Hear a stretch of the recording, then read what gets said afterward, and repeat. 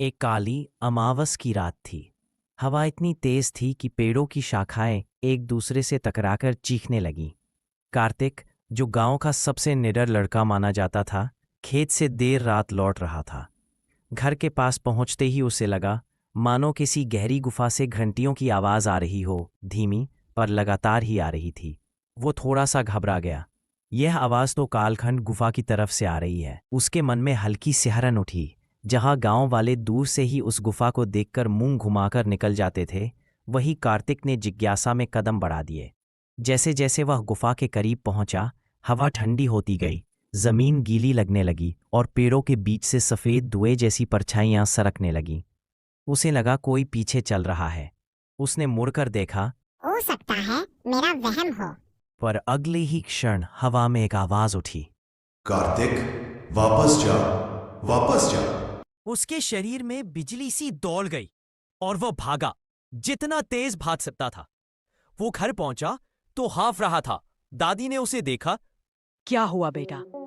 दादी, गुफा के पास से आवाजें आई। किसी ने मेरा नाम लेकर कहा, वापस जा। दादी के चेहरे का रंग उड़ गया।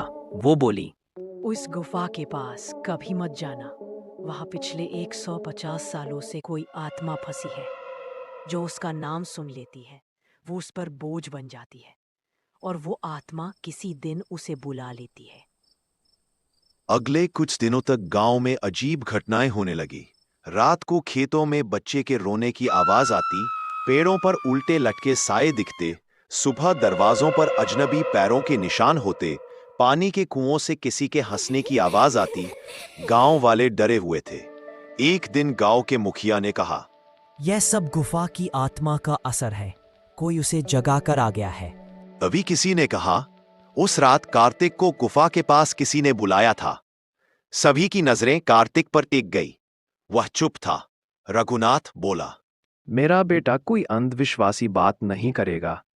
पर दादी ने कहा, सच को छुपाने से वो मिटता नहीं है।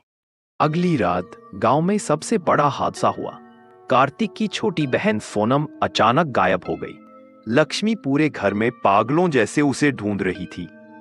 सोनम, सोनम, तू कहाँ चली गई?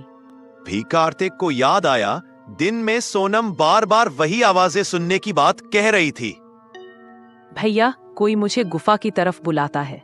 कहता है, आओ मैं खेलूंगा तुम्हारे साथ। यह सुनकर कार्तिक डर गया। उसने